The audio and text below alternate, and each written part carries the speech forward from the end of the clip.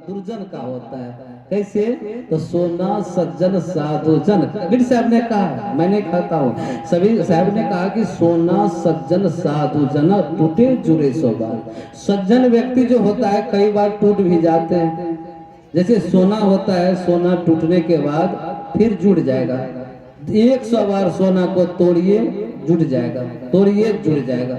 लेकिन दुर्जन एक बार में, दुर्जन कुम्हार एक ही धक्का दरार। अगर आप वो घड़ा पका हुआ है उस पर आप अगर जोड़ देंगे, उसको साटते साटते जोड़ते जोड़ते परेशान हो जाएंगे, जुट नहीं सकता है। तो दुर्जन व्यक्ति का ये हाल है। समाज में दुर्जन यही करता है, जो तोड़ता टूटता है तो फिर जुटता नहीं है। एक छोटा सा उदाहरण देता हूँ। जैसे पानी की धारा है, नदी में पानी की धारा, उस पर आप लाठी से चोट मारिए, 2 भाग टूट जाएगा, अलग अलग हो जाएगा। अगर वो देह पर आएगा, अगर बढ़िया पानी है, साफ पानी है, धारा में पानी में जो पानी जो है वो साफ में बह रहा है, तो वो देखेंगे आप क्या होता है कि वो आपके शरीर पर चला भी जाएगा, कपड़ा पर चला भी जाएगा, तो दाग नहीं पड़ता है उसमें, वो साफ ही कर देता है। अगर उसी लाठी से आप गोबर पर एक चोट दीजिए, बीच में गोबर 2 भाग में बटेगा, कपड़ा पर जाएगा तो दाग भी लगा देगा। और क्या होगा, 2 भाग जो अलग अलग होगा फिर जुटता नहीं है, अपने आप नहीं जुड़ता है। क्या होता है, 2 भाग में बढ़ जाता है। दुर्जन का ये हाल है। दुर्जन एक दिन दुर्जन को ही मारता है। हाँ, ये बात सच्ची बात है। एक छोटा सा उदाहरण देता हूँ। कैसे? तो एक समय की बात है, दुर्जन और सज्जन दोनों में हो गया कि हम भोज किया, एक आदमी भोज किया, तो भोज में दुर्जन को भी निमंत्रण, सज्जन को भी निमंत्रण। दुर्जन का पहले हम खाएंगे, पहले हम खाएंगे। दुर्जन जब आया तो कहा कि हम पहले खाएंगे, पहले हम खाएंगे। तो कहा ठीक है, दुर्जन को ही पहले खिलाए, लेकिन शर्त एक रहेगा, दुर्जन को भी सज्जन को भी सबको हाथ में वो एक फट्ठा बांध दिया जाएगा हाथ में, और तब खाने के लिए देंगे। तो कहा ठीक है। पहले दुर्जन को दिया, दुर्जन क्या किया, तो जैसे मुंह में एक सान करके भात को, दाल को, सब्जी को, और जैसे मुंह में लेता था तो मुंह में जाता नहीं था। लड्डू दिया तो लड्डू जो फेंकता था मुंह में तो पीछे चला जाता था, जोर से फेंकता था पीछे चला जाता। दुर्जन का ये। तो दुर्जन क्या किया, भात दाल साग सब्जी लड्डू मेवा मिष्ठान सबको फेंक फाक इधर उधर, ये फेंकता था इधर जाता था, ये फेंकता था इधर जाता था, ऐसे फेंक फाक करके खराब कर दिया। फिर साफ सुथरा हुआ, कहा कि अब सज्जन को खिलाइए।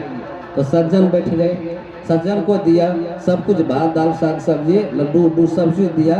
तो किया कि हाथ में तो सज्जन को भी बांधा, लेकिन दुर्जन देख रहा था कि सज्जन व्यक्ति को कहीं गए छोट छोट तो नहीं मिल जाए, खा तो नहीं लेंगे, एकदम खड़े देख रहे हैं। तो सज्जन क्या किया, इधर से भी सज्जन बैठे, उधर से भी सज्जन बैठे। एक सज्जन दूसरे को खिला देते थे, दूसरे सज्जन दूसरे को खिला देते थे, बढ़िया से भर पेट करके खाए सज्जन, और दुर्जन तो छीट छाट करके फेंक फाक करके और सब आपसे में मारा मारी करके फिर वहां से चले गए। ये दुर्जन का लक्षण है। तो संगति कीजिए साधु की, हरे और की व्याधि, और की दूसरे की भी व्याधि को दूर कर देता है। देखिए, अपने भी खाए और दूसरे को भी खिलाने का काम है। दूसरे को खिलाए तो दूसरे भी खिलाए। आप दूसरे को गाली देंगे तो उधर से दूसरा आदमी भी गाली देगा।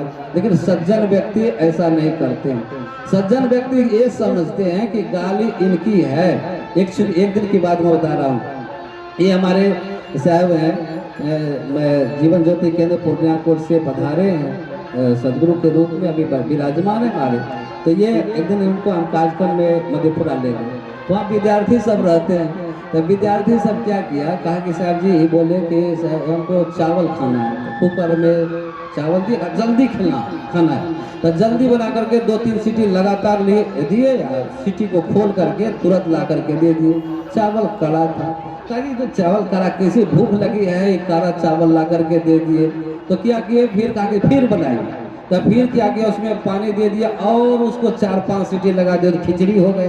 हो जाओ। वो ला करके जब ऐसा चावल, तो गुस्सा करके थोड़ा सा गुस्सा तो हुई, भूख लगी थी तो थोड़ा फटकारे उनको, तो विद्यार्थी जाकर कहा ए बाबा ठीक नहीं है, बहुत गुस्सा आते हैं, बहुत ये सब करते हैं।